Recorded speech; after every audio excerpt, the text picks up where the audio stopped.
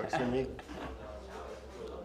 Hello everyone, welcome to the New York City Marathon Preview Show presented by Tracksmith. I'm Mia Gibson. I'm also here with Johnny Pace. How are you doing today? We're live from New York, Mia. We're live from New York. And we have some very special guests with us today. I'm going to start with you, Ashley. Ashley Mateo. Joining us today, you are the founder of Runner Magazine, a quarterly publication celebrating women's running. Also, you are an award-winning writer and editor whose work we've seen in the Wall Street Journal, Time, Runner's World, and more. And also, another flex, RRCA and UESCA certified running coach. What a resume. Thank you. I'm excited to be here. Thanks for having me. Thanks for joining us. And then we also have Sam Parsons, Tracksmith Pro, with us today, former NC State standout and multi-time World Championship competitor for Germany. Thanks for joining little all us. Of course, yeah, thanks for having me. Of course. We excited to talk about running today? Let's do it. It's the greatest weekend in New York City. Yeah, Truly. so they That's what I've been say. hearing. So they say. So everyone, just so you know, we are in Williamsburg, Brooklyn right now at the Tracksmith Track House. We'll be covering top storylines, top runners to watch, top Americans to watch, weather, our predictions, and just overall the excitement that we have here for the New York City Marathon. Also, before we get started, Tracksmith has a ton of activations that we're going to get into a little bit, and we'd love for you to join us if you're here in New York City. We're going to have shakeouts, launch parties, period, and we hope to see you guys there. So I think we should just get into it, right, guys? Let's get into it. Let's do it. All right, let's talk about top storylines. Defending champions will be back. Shayla Chepkirori and Abdi Nagaye. What are we thinking about them? Do you guys think that they can repeat or what? Well, I think we got to set the stage a little bit. These pro fields are insane. So deep. So deep. We have, I think, on the women's side, the last three New York City champions, plus Sifana-san. Plus Stefano, yes. As well on the men's side, we have former champions all lining up together. So it's going to be kind of a punch out, I think. Yeah, I think it could be anybody's race on the women's side at least. I wouldn't count out Helen Obiri. I wouldn't count out Sharon Lakiti. I mean, the best women in women's distance running right now will be competing, which is awesome. Yeah, to your point, there's a ton of depth here. And we mentioned that Sifana-san will be joining us for her New York City Marathon debut. Do you think she will break up that Kenyan sweep on the women's side that happened last year? I would say so. I mean, we saw her fitness coming off of Sydney already this year. And yeah, I think that there's no signs of her slowing down anytime soon. So I think she'll be battling with Helen throughout this race for sure. Looking forward to hopefully a big sprint finish, some big time fireworks in Central Park. You mentioned Helen. She came second last year. Do you think she's on a bit of a redemption arc for New York City? I've gotten to talk to one of my training partners that I get to run quite a bit with in Boulder, Joe Klecker, and he's been telling me about how she will run with him for these entire long runs as he's prepping for his debut also in New York. So I've heard crazy stories, as we always have, of her workouts ahead of time. So I know firsthand that she's in incredible shape, and yeah, if she can hang on to Klecker for 20 miles, then I have no doubt that she'll be stringing out the field of all the women pros come Sunday, yeah. You know, last year I had the privilege of riding in that pace car, no pun intended, of the women's race. And we had similar depth. I think it's definitely deeper this year, but the 26.2 mile race came down to the last mile or two. Essentially a kick to the finish, and that's crazy for a race that long, but I would not be shocked if we saw something similar again, given that there's at least four women that have a really, really strong chance of winning this thing. I think if I had to predict, it would come down towards that end unless we did something crazy. I mean, I think all the pros would agree that the race doesn't start until you come off the Queensboro Bridge. Yeah. So I don't think we're going to see anything really exciting happen until they get into Manhattan. And then who knows when the race will really start. Maybe it'll be a sprint finish again. Yeah, Ritz as a coach, I know early on in Helen's career just preached patience so much with her. And I'm sure that's still ringing through her head, and those virtues of waiting. There's no pacers, there's no, New York City is the purest race marathon out there, where it's not about times, it's not about anything but being that top finisher. So I think it will be tactical, and that always leads to these amazing finishes. And Hassan, typically she is not doing anything dramatic during these races. Typically she really likes to sit in, wait for her time, and she knows that with her track speed that she can, take it home from then. You know, Safan's PR is several, like quite a few minutes ahead of everybody else, but I don't think that means it's like a guarantee at all. Like she got third in London earlier this year, which means obviously she can be beaten. We didn't see her in Tokyo. We don't know how that would have unfolded. And then obviously she goes to Sydney in the fall and sets a record and crushes it. But that when I saw that figure that like she is touchable. Like it's not a guarantee that anybody's going to do anything. Yeah, she is very much human, right? But to your point, she didn't compete in Tokyo, and it seemed to be purposely for this race to prepare for it. So I want to dive into Safan Hassan a little bit. It is her New York City Marathon debut.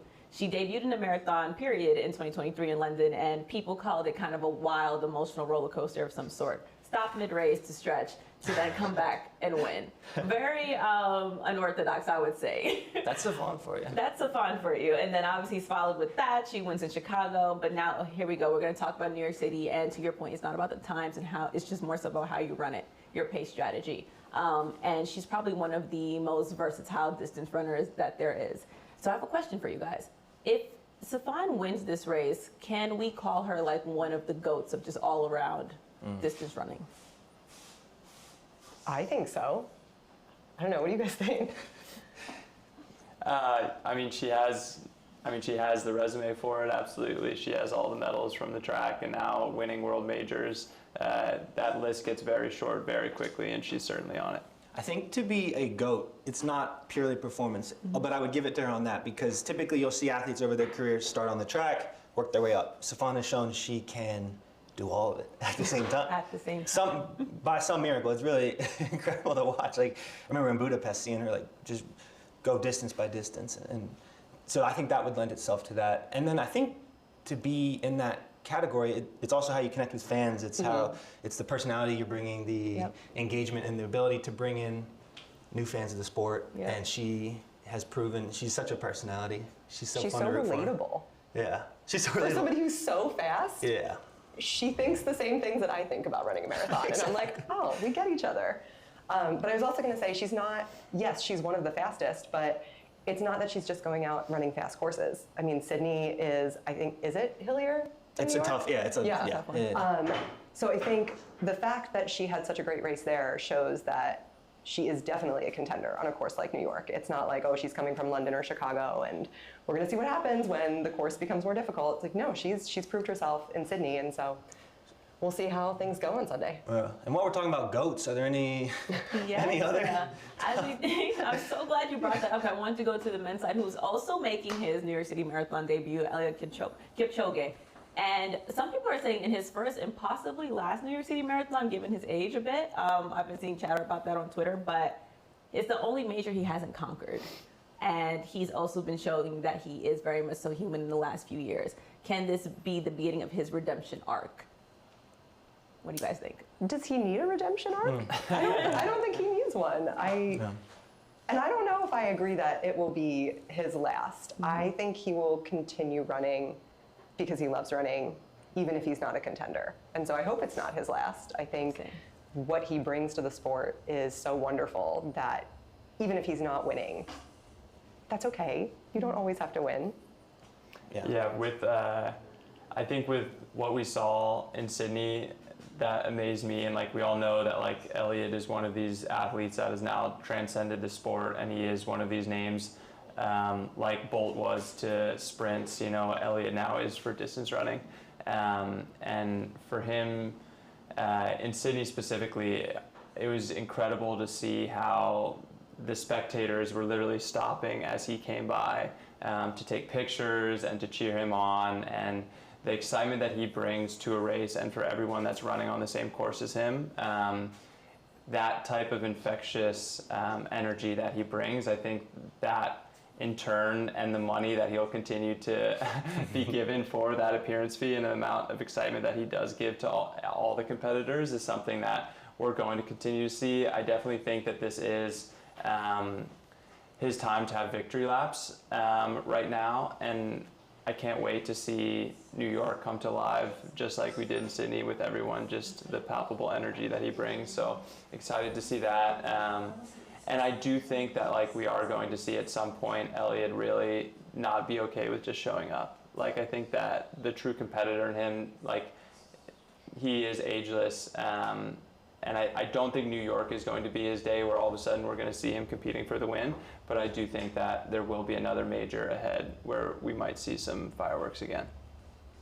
Yeah, amen. Well said. And, you know, I read an interview that he did, you know, as he comes off a couple performances. You know, he for several years, from like a long time, he was untouchable. And then these last 3 or 4, we've seen that he is human.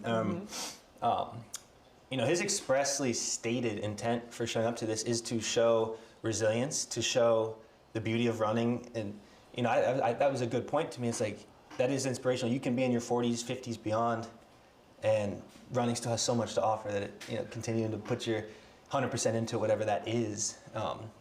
Yeah, it's incredible. And like you guys said, when Elliot's there, all eyes are on him. He's such an inspiring figure for everybody. But he's also got some good fellow competitors that are lining up that are in a similar category. No, absolutely. I actually wanted to transition us a little bit to the American contenders, and basically just talking about like U.S. marathon depth. It has grown so much over the last few years, I think, in both talent and more so consistency. And I think that's what kind of keeps us in the conversation and can potentially close that gap between a lot of these Africans who dominate the marathons and longer distances. I think we see it with like just multiple athletes in contentions on a regular basis. And I think with New York City's course, it kind of not favors them to win per se, but favors them to definitely close that gap, because I think it really favors like the gritty runner, the experienced runner, the tactical runner. So getting into that, one of the standout women I would love to talk about is Emily Sisson. And I think she's one of America's most consistent marathons over the last few years. 2022 Chicago runner-up. What do you guys think she can do this Sunday? I mean, I expect her to be the top American for sure. I think that's everyone's betting favorite. I think New York is a absolutely brutal course, and I think it does take people's experience in running it multiple times in order to execute it properly. Very rarely do we see someone just nail it their first time out.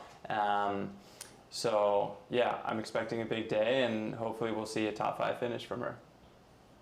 Nice. Former American record holder. What do you think, Johnny? Yeah, I've missed Emily. I feel like it's been a little bit since we've gotten to see her line up, and she is such a force to be reckoned with. Another one I'm excited is Molly Seidel making a return to marathoning. It's been 2 years since Chicago 23 that we've seen Molly, and we had the privilege of having her in the office last week, and really excited for her as well as the American cohort. I think is going to be rolling deep. I mean, for sure. Like, Molly is definitely that girl for sure. I think she's someone that I would always consider a dark horse. You know, you're not an Olympic bronze medalist for no reason. But real quick, before we go on to Molly, what do you think Emily can do in this field? You're a New York City marathon connoisseur. So what do you think she can do? You know, I haven't seen her run in a while, so I don't really know anything about her fitness right now, but I mean, obviously she is the best out of this batch of American runners, so I'm excited. I trust your judgment on this. I have to say, I am very excited for Molly. I'm always rooting for her. I think she's just such a fun person to watch in this sport. And I listened to a podcast with her recently, and she's always so candid about running, again, in a really relatable way. And she was talking about how she is approaching this race. There's no visualization. She's not like, she doesn't have a plan. She wants to really react in the moment. And I think that is so key to this course, to really react to what is happening both from your competitors and what the course is giving you, you know, at different places. And if there's anybody who can do that, it's her. So I know she has said that she's not treating this as like her goal race, but she just always shows up in a really exciting way. So it's probably who I'm most excited to watch. No, for sure. And I think Molly's so incredibly impressive to me. And one of the big things is her intelligence. The way her running IQ, but then also her emotional intelligence, and the way that she's also just super in tune with herself and what she needs. When we spoke to her, to Johnny's point, she really was reflecting on how she was out of college versus the Molly that she is now. And it's exciting to watch because she's saying she's here to have fun, she's enjoying her life again, things of that nature. And I really think it's going to translate into a very impressive race on Sunday. Although she did say she's having fun with it. She mentioned that she also wants to do the 100K race next year. Do the trails. And the trails, yeah. It's one of those things where you can't wait to see her run because it's almost like you can't wait to see her have fun. And more often than not, that tends to translate into something special. Yeah, I think that's something that anyone running on Sunday can relate to. If you're enjoying the process, you're going to have a better race. And so I hope that when people watch some of these elite runners, they can remember that part of it. Like, yes, it's their job, but if you're not having fun, I actually think it's going to hold you back. Oh, absolutely. Anything else before I move on to the American men? No? Okay. All right, we have Hillary Bort and Joe Klecker. You mentioned him a little bit. We talked about him right now, a U.S. Olympian in the steeplechase and also making his marathon debut. What a time to make it in the Big Apple. Yeah. What can we expect from Joe? Yeah, when I talk to Joe, is like he is hyper obsessed right now with execution and following the plan. I think he's been obsessing over this race for months on end now. He has like a very ambitious fuel plan where he's going to be putting down a ton of carbs an hour, probably double what a lot of the rest of the field will be taking. But that's what he's found, and he's trained his gut for that. So I think that like as long as he can nail his bottles and everything, he's going to be rolling. But there's a lot of things that can go wrong in a marathon, and this is his debut marathon, and New York is a brutal place to have that first marathon. But I think Joe knows this course, and he's studied it now. He's came out here, so I will be cheering for him as a past roommate of his, and I can't wait to see him execute this. I think the marathon will be his bread and butter. Will he knock it out of the park the first time? Time will tell. He trained with you, dude. Of course he is. Yeah, exactly. I did very, very little of what he is doing, but I'm really excited to just see the battle because I know that he is a racer at heart, and like everything that he has told me ahead of this race is that he is all in on just racing the American field. Like he doesn't want to get caught up in someone else's race. He just wants to gauge himself off of Bia and Hillary, Charles Hicks. There's all these amazing runners in this field, and he just wants to come out on top of that group. And I think that he's hyper focused on that, and that is going to lead him to an amazing day for sure. But with Hillary, I think Hillary is has always been an animal when it comes to like hills and the way he runs these half marathon races. We've seen him have these incredible surges where he'll break it open. So I'm definitely going to be looking forward to seeing if Hillary gets a little antsy ahead of time and wants to break it open a little bit earlier and make Joe and Charles and Chuck, some of these debutantes, a little uncomfortable early with just his experience in his legs. And then Bia being the favorite for in the American race, being the fastest going in, is going to be really exciting to see if he can hang on with the front pack of Kenyans and Ethiopians. Yeah. Let me ask you this. You did say that you think Joe's race strategy is a bit ambitious. There's a lot of marathon debuts happening right now on the American side. Do you think, we all know the saying, ignorance is bliss. Do you think there's a bit of an advantage to maybe having that ambition going there as opposed to fear? I mean, we've seen it a ton now with Julia being the latest example of this at like the World Championships where she had a bronze medal, and that being her first real international experience in the marathon. And she knocked out of the park, and we saw it with Molly also. Years ago and at the Olympics also. So I definitely think there is something to be said about not having one of these really traumatic or bad experiences in a marathon that might hold you back from your true potential because you hang on to this shadow of doubt that where you're like, oh my gosh, I know, with 10K to go, how bad I felt in Boston or at some other experience, and you carry that with you. And I think there is that kind of like, I have no idea what it feels like or how hard it actually is, So I do think we see those sparks fly, and I hope they do fly for Joe for sure. You gonna be in the cheer zone? Absolutely. I'm gonna be running around the course with Joe and hopefully celebrating with him late at night after. I love that. And again, what better place to do? We're in the best city in the world.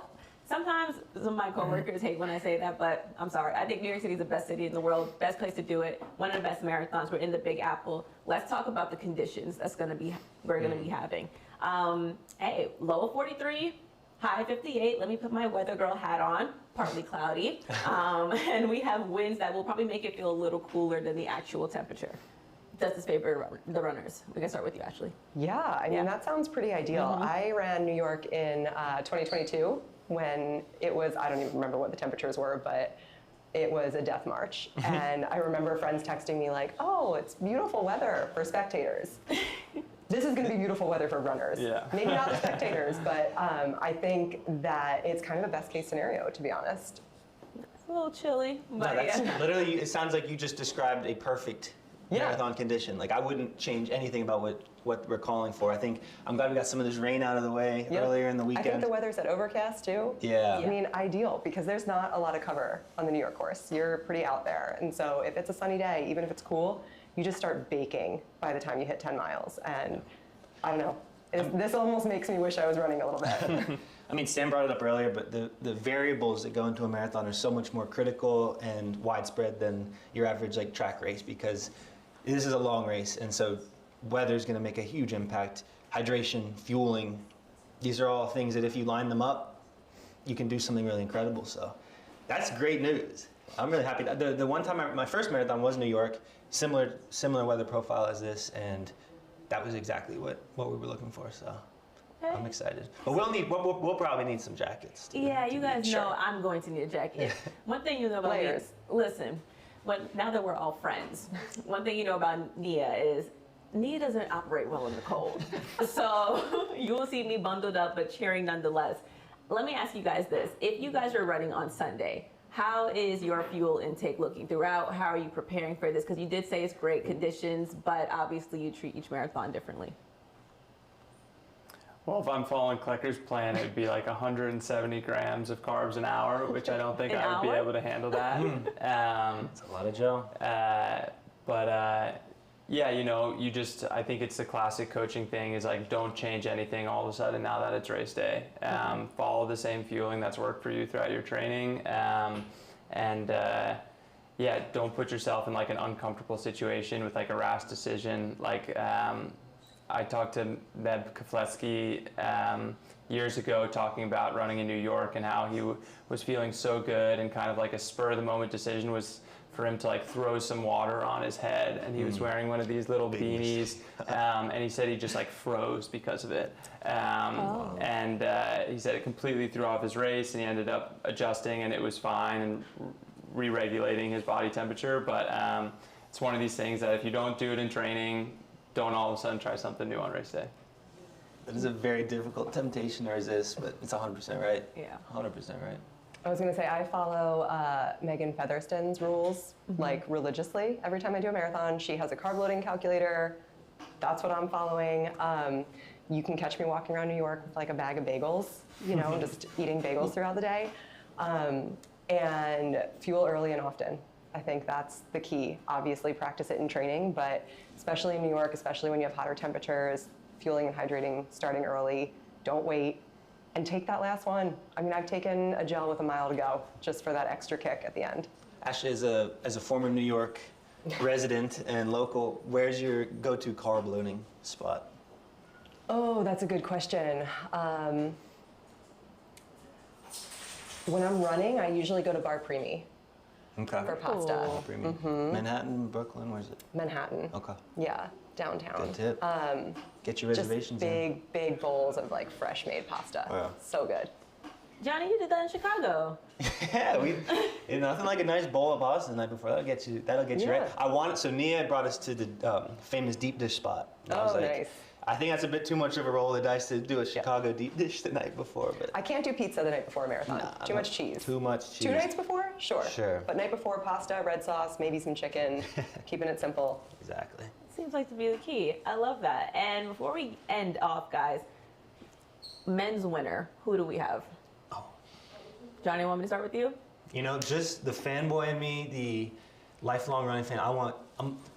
Kipchoge is my man. Okay. He's gonna pull off the greatest performance we've ever seen from him. I mean, why not? The only man to, I guess, unofficially break 2 hours. Why not? Hey, I would love to see that. I'll go with the London champ, Alexander. Oh man, I don't know. I haven't been following the men's field as much. But if I had to pick anybody, I think it would also be Kipchoge. I mean, I love watching him, and Johnny and I met him once, and it was a really nice moment. It was very nice. So he's got my vote. He has. I think Abdi can repeat. I think that's who I'm going with. But I love all of our answers. Women?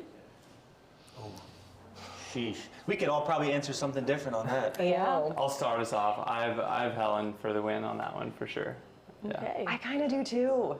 I know there's so many people out there. There's I 4 don't women hate who it. could take that spot, but I think Helen, I interviewed her for the magazine for issue 1, and I just think her mental toughness, I know you talked about her training, but I think she is so mentally tough that I hope that if it comes down to that sprint finish, she's able to really just gut it out. Okay. Man, yeah, this is tough. I think Sharon is gonna be my pick.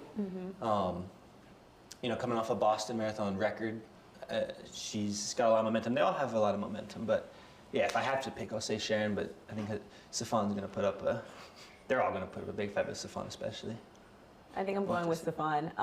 Her deciding to methodically skip world championships for this is really wondering, like, what does she have up her sleeve?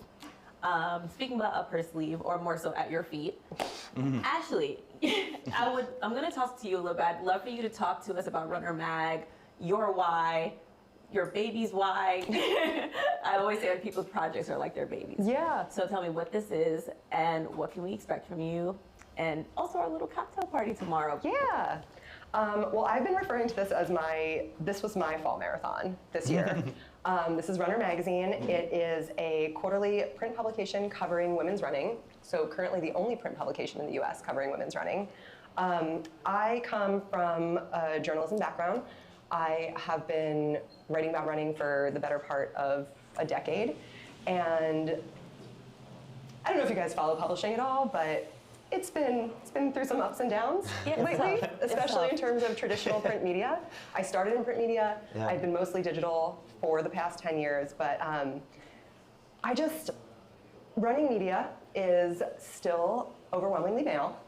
And there have been a lot of times where there have been stories that I want to tell, and there just hasn't been a space for them.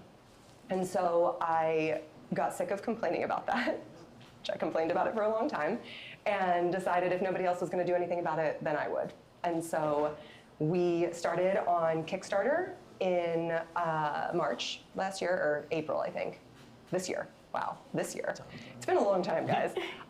So we launched on Kickstarter. We met our goal in 30 hours, which was pretty crazy, and then we doubled our goal. So this was a go as of May, and over the past 5 months, we have been working really hard on getting partners to help bring this to life and assigning out stories. And this is substantial. There are not ads in this magazine. It is a lot of words. It is not something that I want you to read in one sitting. It's something I want you to take your time with. So, read a story, put it down, display it on your coffee table. It's something that hopefully I think is beautiful to look at and worthy of display in your home. But the point was to create a space that centered female athlete voices. And by athlete, I mean everyone from the elites that we've been talking about to the back of the pack runners or the people who've never run a race. And these stories are meant to be more deeply reported, ambitious features. I mean, it's long form storytelling. So this isn't something you just like scan and, toss when you're done your subway ride. I'm really, really happy with how the first issue turned out. We have such a diverse lineup of writers and stories, and I think it's really meant to bring people into the sport of women's running. And we started out with this idea of like for her, by her, but at the end of the day, it's not just for her. I mean, I want you guys to read it as well. If you are a fan of women's running, and frankly, we all should be, because I think it's the more exciting side of the sport right now. We can argue about that later. But I think when the whole running community comes together to support women's running, that's when we're going to get more equity and equality in the sport.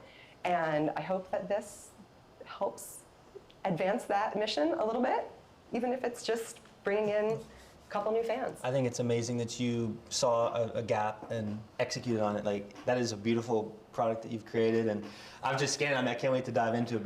But it turned out even better than I could have imagined. I knew it was going to turn out great, but because it's you behind it. But Thank you. I hope you enjoy this moment. Save it. Are we going to be able to savor this moment a little bit? Anything So going we are on? going to be celebrating Yeah. tomorrow night with Tracksmith. We are hosting a curated exhibit of women's running photography. So if you guys didn't know, Emily May has shot Tracksmith's campaigns since the brand launched. And I actually think a lot of people don't know that, which Talk is about wild. another goat right there. Right? Oh, I mean, there's been a woman directing the creative vision of this brand since the beginning. And I think that is not acknowledged enough. And so we spotlighted Emily in the magazine, and at the pop-up in Soho, we're going to be spotlighting a couple other, I think, 4 other female photographers who mostly shoot women's running. And the party is tomorrow night, but the exhibit will be up through Monday, I believe. So you can stop by the pop-up anytime, check out these photos. We are also going to have a link where you can bid on them in a silent auction tomorrow night.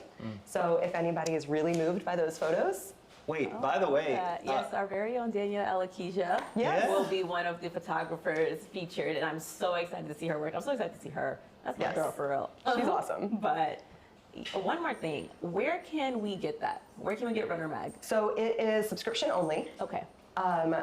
You can go to our Instagram, you can go to our website, And Will? and it is super simple to subscribe. Right now, we are taking subscriptions for issue 2, and you can still add on issue 1 while they're in stock. And I'm not gonna lie, it's a pretty low stock now. We are almost sold out, which is really exciting. Ooh, I love that. Good problems, I say. Yeah. So we have a lot to look forward to. Obviously, this weekend, we have the marathon, we have activations around it, and you guys can tune into the New York City Marathon live on Sunday morning. If you're in New York City, it will be on ABC7. If you're not in New York City, you can stream it on ESPN. But obviously, if you're in the city, join us for all of our activations. Shakeouts, Runner Mag, launch parties, the cocktail hour, the silent auction. Yeah, we have it all.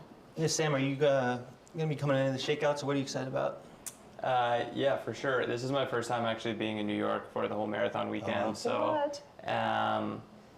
Yeah, Saturday morning at the Soho shop. I'll be at the pop-up store, so excited to see you guys there and show you guys all the amazing products we have lined up for this weekend. And yeah, then just cheering around Brooklyn on Sunday. I love Yeah. it. I'm glad to have you in the city, man. Thanks to both of you guys. This has been awesome. Yeah, thanks for Anything for you, having Johnny. us. Thanks, Yes, buddy. this has been amazing. So yes, signing off, Johnny Pace, Sam Parsons, Ashley Mateo, Nia Gibson, and we are here all weekend. Thank you guys so much for tuning in.